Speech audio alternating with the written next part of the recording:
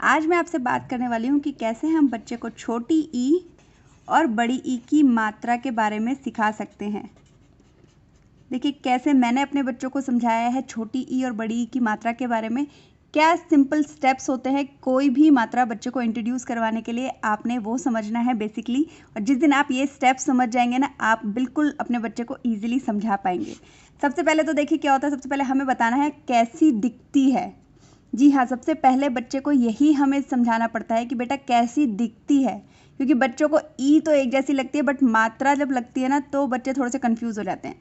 तो आपने सबसे पहले बच्चे को इस तरीके के वर्ड लिखने को दे देने हैं और बताना है कि बताओ इसमें छोटी ई की मात्रा किधर है और बड़ी ई की मात्रा किधर है। तो आपका बच्चा आपको अंडरलाइन करके बता पाएगा कि मम्मा ये देखो ये छोटी ई की मात्रा है और ये देखो ये बड़ी ई की मात्रा है। इससे क्या होता है, इससे बच्चे को जब लिखना होता है ना तब उसके दिमाग में कोई कन्फ्यूजन नहीं रहती है। तो ये तो हो गई भाई सबसे पहले रिकग्नाइज कराने की बात। अब जब हम बच्चे को पढ़ने के लिए देंगे तो हम बच्चे को छोटे वर्ड्स पहले देंगे।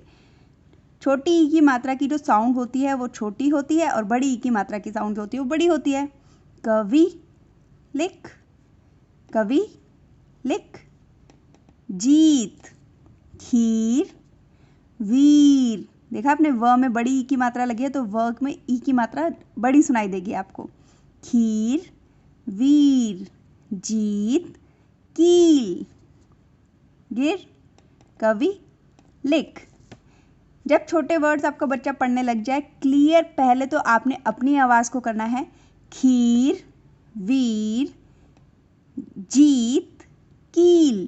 पहले आपने अपने आवाज़ को क्लियर करना है, तब बच्चे को पढ़ाना शुरू करना है। किताब, किताब, साइकिल, साइकिल, इस तरीके से।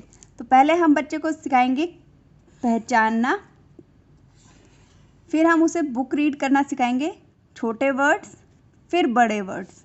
इसके बाद हम बच्चे को जो सिखाते हैं ना वो होता है मात्रा लगाना। जी हाँ, मात्रा लगाना। जो बोला जाता है ना 12 खड़ी, वो यही होती है, वो बेसिकली मात्रा लगाना सिखाया जाता है।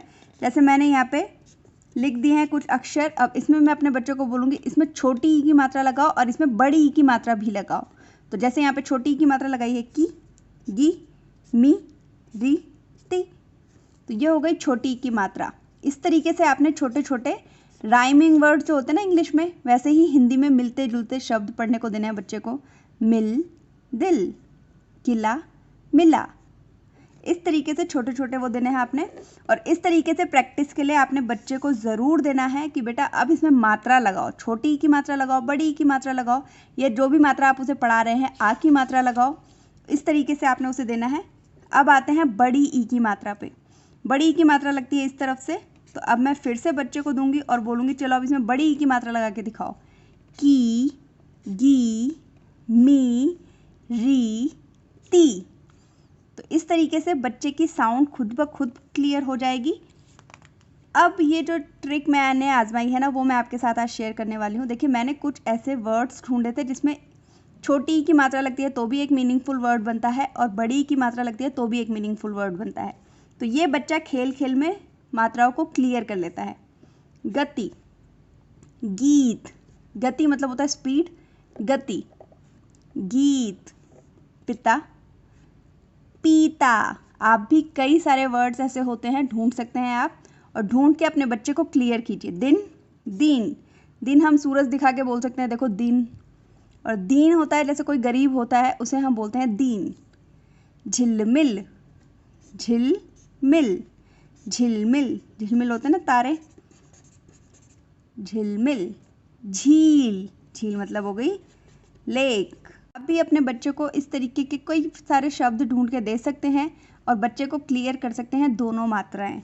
ये होते हैं बेसिक स्टेप्स बच्चों को मात्रा इंट्रोड्यूस करवाने के। आप कौन सी मात्रा के बारे में और ज़्यादा जानना चाहते हैं, कैसे सिखाएं कैसे ना सिखाएं, क्या बातें फॉलो करें ताकि बच्चा ईजिली सीख जाए, कौन सी मात्रा के बारे में आप जानना चाहते हैं, मुझे कमेंट करके ज़रूर बताइएगा। मैं आप लोगों के साथ शेयर ज़रूर करूँगी।